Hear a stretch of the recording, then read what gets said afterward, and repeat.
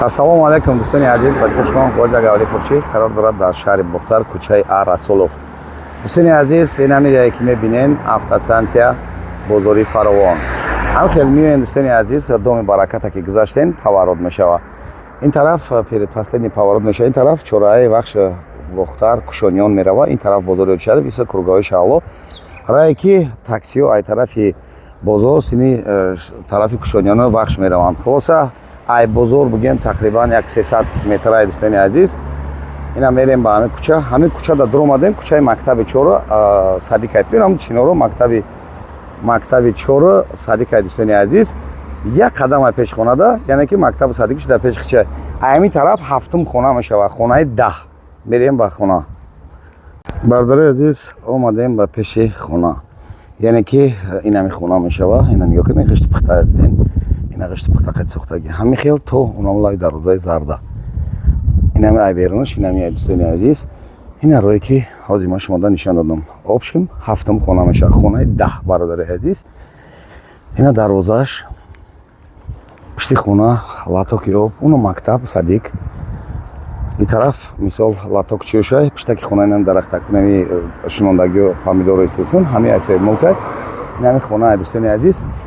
ин тараф миркомбинат меравад, барои автостанция медорад, баланисаи шаҳрӣ мешавад, яъне ки хлебзавод, мактаби 4 Садик. Беҳад точкаи хуб дорад, хонраи кӯча ҳама асфалте. Медорем ба дарун дар 2 аз 10 сотиқ замин ай дӯстони азиз хона. ина дарвоза хонааш 100% медорем. Ҳозир ай пеш ҳамаша бо нишон метавам. Бардори азиз, дари ҳаволӣ даем. Нигоҳ кунед чӣ хел мешавад. Инҷода тандирхона кардагиам барои нонпазир. Инҷа чойлоби ангурай, ина чӣ хеле ки навурда мебинен. Проходи даромадгоҳ буд. Даромадем. Инҷода як долон мешавад, якта подвал мешавад, 4 та хона. Дута дарун 4 та хона мешавад. Аю бараш ҳамоми ҳоҷатхона, кладовка мешавад. Инҷода бошад тагаш кухни, как гостиник кардагиай, ҳамунҷа тайёр мекунӣ мехӯрӣ, поёниш подвал, болош да як хонаи дига проекти нотамом. Дар треза мега, хая ранг бор мега, лестница кардам дар корай. Бо диққат навора тамошо кунед, ёша нишон метаҳем дӯстони азиз, баъд даруни хона медараем. Инҷа боша якта подвал. Ё кунед чӣ хел мустаҳкам яхшилу сохтагиай. Якта подвал. Ина бардори азизи ман. Якта подвал хела чизу чорае ки мақсад иминой барои ҳами занако барои банка мондан дар корай. Иншоалло ки 100% ай. И буд ҳам подвалаш. Ана ки дӯстони азиз медароем ин ай хел кухни, полни площадкаш кафел задагиай. Соимук мея ки мақсад қисман чизу чора хати фурӯхта мешавад хона. Яъне ки савдора туғри ки гирифт. Соимук хела чизоша мемона шумодао, мебурам мерави чика ҳама чиёш 100% кадаги ягон камбудӣ надорад. Трезаи калон дора иҷа, пардоша яъне ман накардам. Беҳад трезаи калон дора кухни. Кондитсионер ҳамин ҳама чи дора мисол миёен савдо мекунен. Ина. И буд кухниш. Болои саршда якта меҳмонхона гостини чӣ хеле ки дидем нимкола кардагиай, мисол камтара ки дига кораш мондагиай. Ин тараф мерем. Бардори ки бошед, ина ҷа насос мисол барои як об давление кам шидани сусун запас кардагиай, раковина. Ана хел ҳамому ҳоҷатхона мешавад. Печка ҳам даже дора.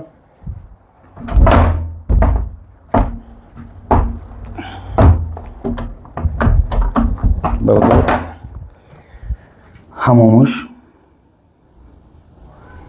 кафел задаги 100% қоидави. инҷаш боша ҳоҷатхонаш. ишам кафел қатияй. Инаҷа пасово латок мебурӯя мерава. Чиста як кладовка ҳезумхона мегем, чӣ мегем ҳам хеле. Ана иба дӯстони азиз, бари хона, яъне ки чизе ки дар ҳаминҷа кардаги буд, ёша ман шумода нишон додам. Ана ки медарем ба даруни хона, хонаоро мебинем. ҳавлишам бениҳоят калон, чӯлоби ангур, ина нигоҳ кунед. Полни ҳамаш дар мева тарай. дӯстони азиз медароем, ана хел калидор мешавад. Таги калидор ҳамин хел аямҷа вахт дора, полни подвалай. Подвале ки мисол спокойно шуморо мегардем. Дута дар мешавад, дутаи хона 4 та хона мешавад. бовар кунед аҷоиботи бад омадагиай ҷа бардоро нигоҳ кунед. Ҳамаш қоидави кардагиай. Ина ҷа ҳамун даре ки ай подвалай. Бо бадаи бо ҷоай. Нигоҳ кунед чанқа калонайда, мақсад ки калидоруш ҳамон ба қади хона ҳамқа калонай. мо шурӯъ мекунем аями якум ҳуҷраш медуроем. ҳуҷраи тайёр 4 та дора, яъне ки яктае ки нотамом дидем, инаҷа 4 тае дига. Мақсад хонае ки медурои зиндагӣ мекунед. Дӯстони азиз, ай сабаби ғишчай бовар кӣ да тавос ҳалқӣ мехона аҷоиб бод. Ина бо барои накраин случай ҷои печкаам мондагӣ буда. Як одамие куч хеле ягон зимистони сард хабармон мегира барои ҳамн сабаб. Анаҷа дуюм ҳуҷраш трезош пиштаки хонара нигоҳ мекунад. Чӣ хеле ки ай берун нишонтон додум. Мисол пиштаки хонара нигоҳ мекунад. Хонааш не ки мардаки калон калони хушрӯ. Дӯстони азиз, ина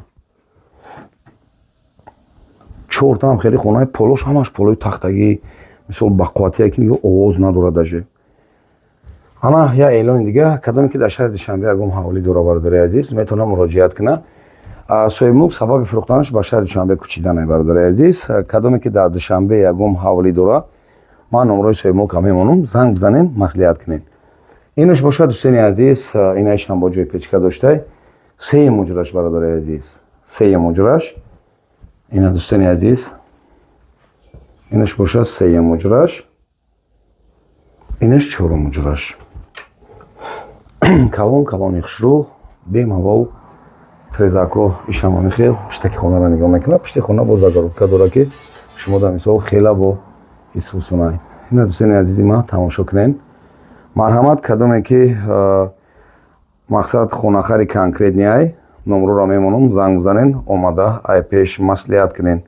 Бардора хоначаи бад нест, стенаҳоро дидестен, ҳама ли конкретниай. Хона темболи дар пеши бозори Фаровон. Мардуме ки дар бозори Фаровон кору фаъолият мекунен, ина биёин бибинен хонара, маъқултон шава, занг бизанен, ай пеш вобихӯрен. Як қадамра тақрибан чӣ хеле ки гуфтам 300 метрай. Дар 12 сотиқда 4 дар хона як калидор як подвале ки ҳози медури зиндагӣ мекунӣ, ошхона, яъне ки кухнию ҳамомуш тайёра, як хонаи нотамом дора. Нарша муайян мекунем, шумо да мегӣ. Бародари азиз, чизе ки дар навор диден, ҳамаш ҳақиқатай чизе ҳастай, бо пеш омада мебинем. Номрои Соимулка мемонем. Соимулк мегӯяд ки нархи хонам 980 000 сомонӣ бо ягончи муомила мекунем. Иваз дар шаҳри Душанбе ба ҳавлӣ. Марҳамат, кадоме ки ай шаҳри Бохтар ай вилоят мақсад хона дора, ё ки дар Душанбе мехоҳад ба сини шаҳри Бохтар мисол зиндагӣ кор фаъолият кунад, акарат номроша мемонам, занг бизана, омада қатъи шаҳр пеш ҳамаша маслиҳат кунад. Лайкора мезанем, боқӣ дар амони Худо бошед.